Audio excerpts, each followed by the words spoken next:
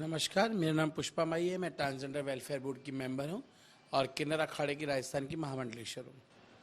पुष्पा जी, ये बताएं कि जो राजस्थान की सरकार ने एसआरएस करवाने के लिए 2.5 लाख रुपए तक देने की बात कही है, इसको लेकर आपका क्या मत है? देखो, जो सरकार ने, पहले तो बड़ी बात राजस्थान सरकार का धन्यवाद, क्योंकि राजस्थान सरकार ने एक ऐसी पहल, राजस्थान ट्रांसजेंडर वेलफेयर बोर्ड ने एक ऐसी पहल करी है जो कार्यसिद्ध हमारे लिए role model all over India में काम करेगी। क्योंकि किसी भी स्टेट के अंदर जो वेलफेयर बोर्ड बना हुआ था, इस तरह की योजना कोई नहीं लेके आया समाज के लिए। आज समाज के लिए सरकार ने जो एसआरएस के लिए बात करी गई है, ये बहुत अच्छा है। क्योंकि आज तक समाज के जो बच्चे थे वो किसी सिग्नल पे 2 वक्त की रोटी के लिए भीख मांगते थे। यहाँ ट्रेन में जाकर के 2 वक्त की रोटी के लिए जो अपना पेट का गुजारा करने के ताली बजा करके दो चीज़ का करते थे, उनके लिए 2 रोटी का जुगाड़ करना ही बड़ा मुश्किल था। उस समय ये सरकार की एक राहत की कि वो समाज सोच भी नहीं पाता था कि मैं जाकर के एसआरएस करा पाऊंगा, 2 पैसे जोड़ पाऊंगा, तब जाके वो सोच पाता था।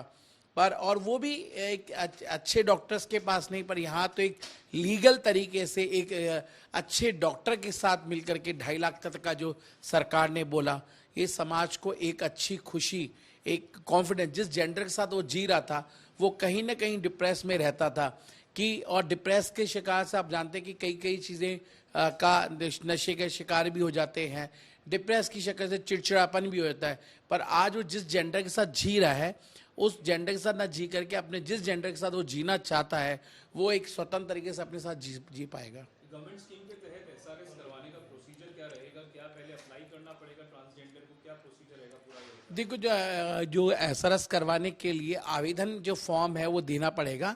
अगर किसी के पास ट्रांसजेंडर आइडेंटिटी कार्ड है तो ठीक है, अदरवाइज सेल्फ जो सुप्रीम कोर्ट ने और करेगा, एक एफिडेविट जो है वो एफिडेविट के थ्रू अपने आप को अप्लाई करना पड़ेगा कि मैं सेल्फ को डिक्लेयर करना पड़ेगा। और ट्रांसजेंडर्स को के आईडी कार्ड के लिए अप्लाई के बाद एक जो वो एकेडमिक जो आता है, वो आता है, वो सारे देने के लिए उसको एक प्रावधान देना पड़ेगा।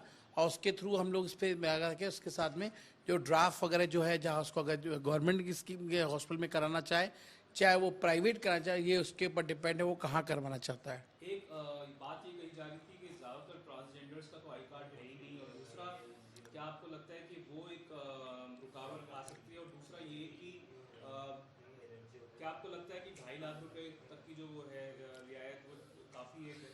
देखो, एसआरएस के लिए अगर मैं देखा जाए तो अगर मैं वो जरे चीनी में, चाय में जितनी चीनी जाए उतनी चाय चाय मीठी होगी। अगर मैं बैंकॉक जाए करा के आऊँ तो वो 10 लाख तक का खर्चा है। मैं अगर जाकर के किसी अच्छे और डॉक्टर से यो जाकर के 5 लाख का तक, पर एक जो मिनिमम जो खर्चा है वो 2.5 लाख रुपए, जो हमने देखा मिनिमम 2.5 लाख रुपए का तक खर्चा आ रहा है। दूसरा जो आपने पूछा कि आईडी कार्ड का इश्यू है, इसके लिए सरकार ने ऑलरेडी 20 नवंबर को जिला स्तर पे कैंप लगा रही है, जिससे ट्रांसजेंडर समुदाय के आइडेंटिटी कार्ड हैं या उनकी जो वोटर आईडी है या उनके वोटर आधार कार्ड है या टीजी आईडी कार्ड है, जो भी चीज़ें हैं, उसके लिए जिला स्तर पे 20 नवंबर को ट्रांसजेंडर रिमेम्बरिंग डे है, उस पर जिला स्तर पे जाकर के कैंप लगेंगे, जिसके माध्यम से हम लोग समाज के जो आइडेंटिटी कार्ड है वो बना पाएंगे। देखो, किसी भी स्टेट के अंदर ऐसे ट्रांसजेंडर्स को लेके इनिशिएटिव लेके नहीं किया गया है।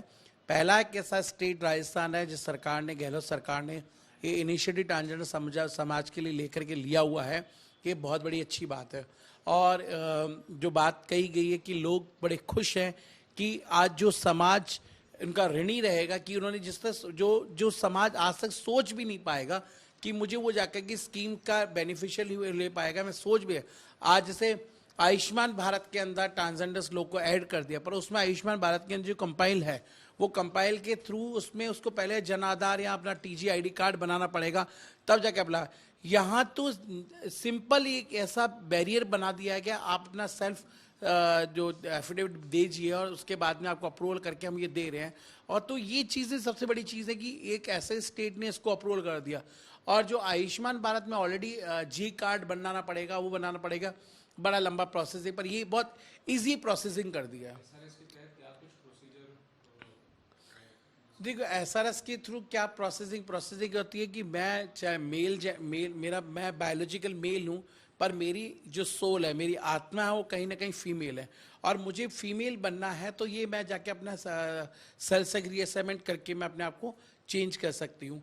या मैं अगर फीमेल हूँ और मुझे मेल मैं कंफर्टेबल नहीं और मैं अपने आप को मेल बनना चाह रही हूँ, दैट इज द पॉसिबिलिटी था, और मैं अपने आप को जेंडर को चेंज करके बन सकती हूँ। मेरा नाम अनन्या शर्मा है। मैं ये बताएं कि जो सरकार की तरफ से इनिशिएटिव है, राजस्थान की सरकार की तरफ से ट्रांसजेंडर कम्युनिटी को लेकर एसआरएस की जो बात कही गई है, उसको लेकर आपका क्या कहना है?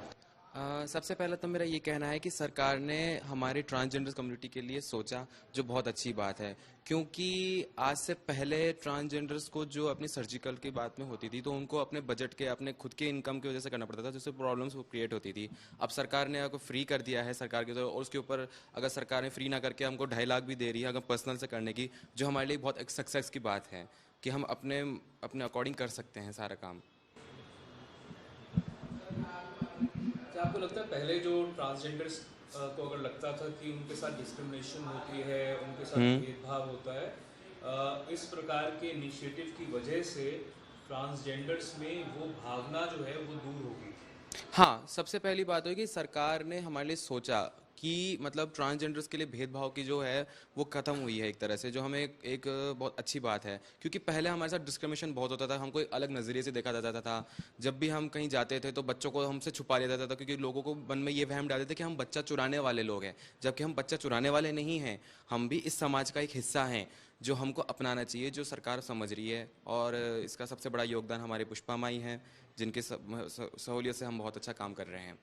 आपके हिसाब से अगर ये एसआरएस को ऑप्ट करते हैं ट्रांसजेंडर्स, तो कितना टाइम लगेगा फिजिकल ट्रांसफॉर्मेशन में? फिजिकल ट्रांसफॉर्म में होने में हमको कम से कम 1 ईयर का टाइम लगता है, बिकॉज उसमें हम अपने हार्मोन्स भी लेते हैं और उसमें हमारे मेडिकल्स भी चलते हैं, हमारी प्रॉपर काउंसलिंग भी होती है, क्योंकि इसके अंदर जब हम अपने हार्मोन्स चेंज होते हैं तो हमारे थोड़े से प्रॉब्लम्स भी होती हैं, हमको डिप्रेशन में रहना, थोड़ा सा चिड़चिड़ा महसूस होना होता है। और यहाँ पे जयपुर में जो पुष्पा जी चला रही हैं सेंटर, और इसके अलावा क्या कुछ इनिशिएटिव्स हैं जो लिए जा चुके हैं? आप कह रहे थे कम्युनिटी सेंटर है यहाँ पे, इसके अलावा क्या क्या इनिशिएटिव्स हैं, और इस इनिशिएटिव की वजह से आपके हिसाब से कितनी मदद मिलेगी? हमें मदद बहुत मिलेगी, बिकॉज सबसे पहले तो हमारे एजुकेशन में हमारा बहुत अच्छा प्रोग्रेस हुआ है।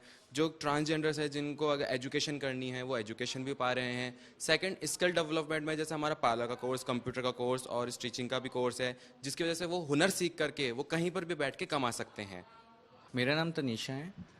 विषय बताएं कि जो राजस्थान के अशोक गहलोत सरकार का इनिशिएटिव जी है एसआरएस को लेकर, जी उसके बारे में आपकी क्या सोच है? सबसे पहले मैं राजस्थान गवर्नमेंट के लिए सबसे ज़्यादा थैंकफुल हूँ कि उन्होंने ये योजना हम ट्रांसजेंडर कम्युनिटी के लिए लेके आए, क्योंकि काफ़ी टाइम से हम लोग भी एक देखा जाता है कि समाज हमें एक अलग नज़र से देखता है। हम मार्केट जाते हैं, हम कहीं पे भी जाते हैं तो वो एक बहुत अलग नज़र से हमें देखा जाता है।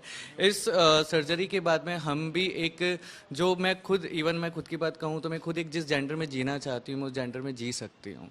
तो ये गहलोत सरकार के लिए मेरी तरफ से तहे दिल से धन्यवाद है, मेरी पूरी कम्युनिटी की तरफ से तहे दिल से धन्यवाद है कि वो ये योजना लेके आई है हम लोगों के लिए। पहले किस प्रकार से डिस्क्रिमिनेशन होती थी ये बताएं? पहले इवन मैं ये बताना चाहती हूँ कि पहले जैसे हम लोग कहीं पे भी जाते थे, मार्केट जाते थे, तो हमें बहुत अलग नज़र से देखा जाता था, बहुत ही गंदे तरीके से देखा जाता था। हम लोगों को इस तरीके से देखा जाता था कि हम हैं ही क्यों। तो ये चीज़ें हम लोगों को बहुत फेस करनी पड़ती थी, और पड़ती थी क्या, पड़ती है भी अभी। इवन एट प्रेजेंट टाइम पे भी हम लोगों के साथ में सेम प्रोसेस होता है। आप लोग अगर कहीं जॉब करने के लिए जाने की अप्लाई करने की कोशिश कर रहे हैं, कहीं पर काम कर रहे हो, हाँ। तो आपको लगता है कि इक्वल अपॉर्चुनिटी नहीं मिलती आप लोगों को? और क्या लगता है कि ये जो एसआरएस की स्कीम जो राजस्थान सरकार लाई है और स्टेट्स में भी होनी चाहिए? देखिए, मैं ये कहना चाहूँगी कि जैसे आपने फर्स्ट बात करी जॉब की, तो काफ़ी एमएनसीज कंपनियां हैं जो एलजीबीटी ग्रुप को प्रमोट कर रही है, बट अभी भी ये मान लीजिए कि 80% कंपनियां हैं जो हम लोगों को जॉब देना प्रेफर नहीं करती है। और रही सेकंड क्वेश्चन आपने पूछा, और स्टेट्स को क्या राजस्थान सरकार कितना? हाँ, अदर स्टेट भी है, उनको भी ये इनिशिएटिव स्टेप लेना चाहिए, क्योंकि देखिए हर किसी को जीने का हक है, हर किसी को समाज में रहने का हक है। इवन हम अगर हमें तीसरी नज़र से देखा जाता है तो वो चीज़ बहुत गलत है।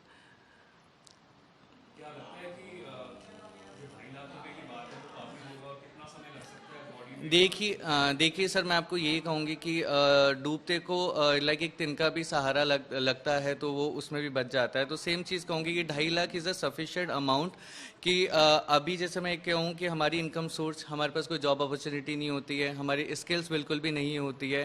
इवन अभी राजस्थान गवर्नमेंट जो स्टेप ले रही है, इवन हमारी पुष्पा माँ जो स्टेप ले रही है, जिसकी वजह से हमें एजुकेशन दिया जा रहा है, हमें स्किल डेवलपमेंट किया जा रहा है। तो इवन अगर हम बात करते हैं SRS सर्जरी की, तो 2.5 लाख रुपए भी एक इनफ है हमारे लिए कि हाँ, एक सपोर्ट है हमारे लिए कि हम इस अपने आप को जिस जेंडर में चाहते हैं उस जेंडर में चेंज करवा के हम जी सकते हैं। राजस्थान की अशोक गहलोत सरकार ने ट्रांसजेंडर समुदाय के लिए सेक्स रीअसाइनमेंट सर्जरी के लिए 2.5 लाख रुपए तक का प्रावधान का विकल्प शुरू करने से एक सकारात्मक सोच का परिचय दिया है। हालांकि इस योजना में रुकावटों को दूर करके इसे जमीनी स्तर पर ठीक ढंग से लागू करने की जरूरत है। कैमरा पर्सन निखिल शर्मा के साथ देवंकुर वधावन, जयपुर।